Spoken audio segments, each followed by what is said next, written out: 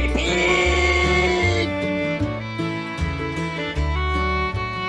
you go. Hi, I'm Alene and welcome to my kitchen. Saturday Talks edition. I had a thought the other day as I was reading some recipes, and I wondered It gets dangerous here, folks. how many people had the same questions I did when I was younger, and I was actually taught how to read my recipe. And the reason I'm asking that is sometimes the way the recipe is written, it makes you wonder.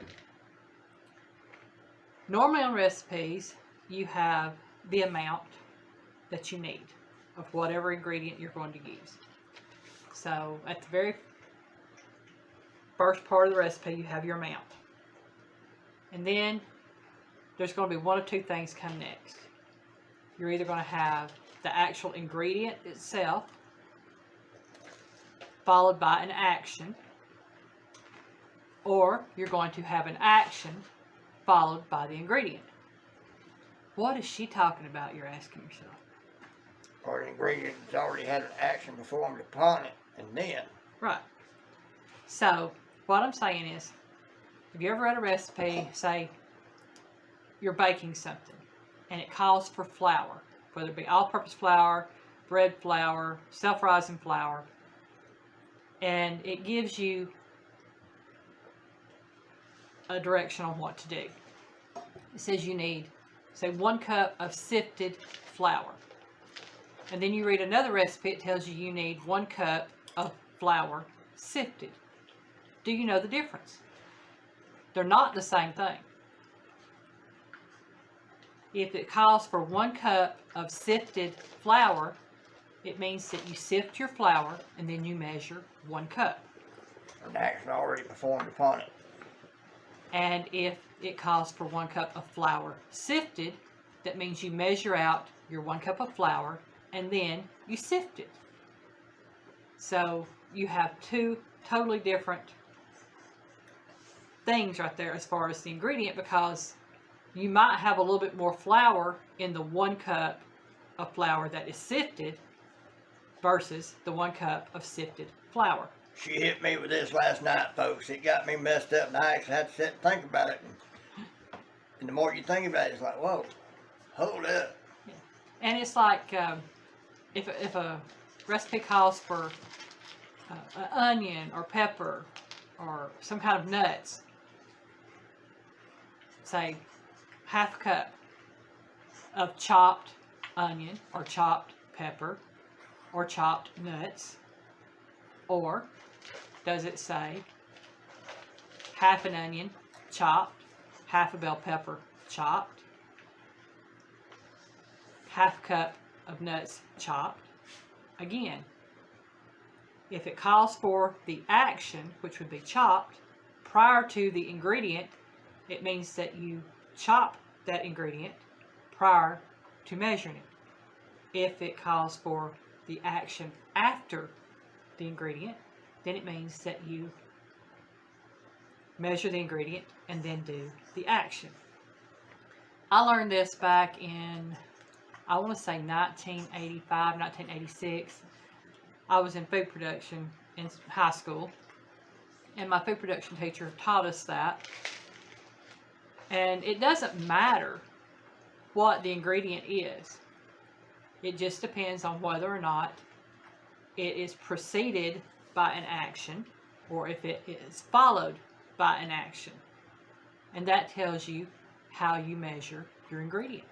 Kind of like trying to get a guy to reading directions and instructions on putting something together. He sees a screwdriver and a screw. Oh, I don't need that. I got this. Then later discovers there's different size screws, washers and nuts, and different types of nuts. And it's like, oh, where did I mess up? So, actually reading the instructions is very important because it can affect the outcome of your recipe and your dish. And like I said, it kind of went through my head while I was making some dishes for my Party Foods Cookies and Candy series. And I thought, I wonder if everybody knows to do that. And don't get me wrong, I'm pretty sure that most of the people out there that can cook and have been cooking for years know how to do this and know that that's what you do. But there might be others that, like guys with those directions, they see the ingredient and how much of it, and they just assume it's this and instead of what it actually is, and don't really pay attention to the directions. Right. You see the ingredient, you see how much of it, you see that it's chopped, or you see that it's diced or sliced or whatever, and you go ahead and perform all that, and then you measure, you do what you're going to do with it. And not thinking about whether or not it needs to be chopped, sliced, diced, sifted, whatever, prior to measuring, or done after you measure. And I just thought I would throw that out there because it's one little cooking tip that can save a whole lot of headache and problems when it comes down to That's an attention to detail type thing. that. It is. But I know this is going to be a very short video. I'm not expecting it to be very long at all because, like I said, I just want to throw that out there. And Coming up on 6.5 minutes now. well, then that's probably a little bit longer than a couple of them have been.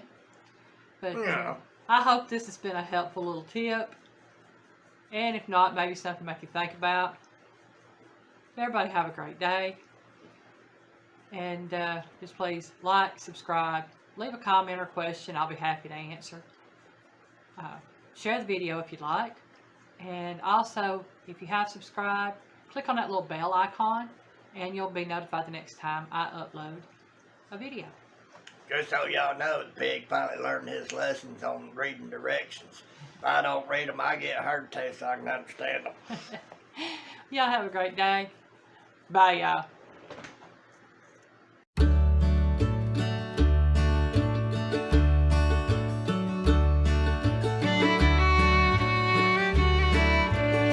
Bye, y'all.